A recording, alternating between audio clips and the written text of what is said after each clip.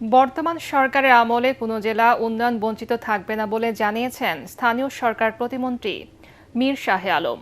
নবগঠিত বগুড়া সিটি কর্পোরেশনের প্রশাসকের দায়িত্ব পাওয়া জেলা বিএনপির সহ সভাপতি এম.আর. ইসলাম স্বাধীনকে নিয়ে শহীদ রাষ্ট্রপতি জিয়াউর রহমানের সমাধিতে শ্রদ্ধা নিবেদন শেষে তিনি একথা বলেন। প্রতিমন্ত্রী জানান, আওয়ামী লীগের আমলে নানাভাবে এই অঞ্চলকে উন্নয়ন বঞ্চিত করা হয়েছে।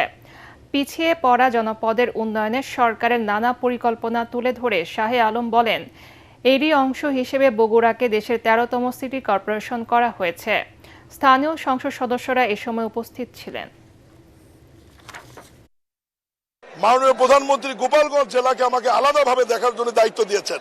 বাংলাদেশের কোন জেলা উন্নয়ন বঞ্চিত থাকবে না এবং মাননীয় প্রধানমন্ত্রী স্বৈরাচারের দৃষ্টিতে দেশকে দেখেন না, উনি গণতান্ত্রিক দৃষ্টিতে দেখবেন এবং দেশের সুষম বন্টন, সুষম উন্নয়ন, ফ্যামিলি কার্ড, কৃষক কার্ড, খেলাধুলা, কর্মসংস্থান, শিক্ষা, ইমাম মসজিদের বেতন, বৃক্ষরোপণ, খাল খনন সহ বিএনপির যত কর্মসূচি আছে ৬৪ জেলায় এবং ২০ কোটি মানুষের জন্য সমানভাবে হবে ইনশাল্লাহ।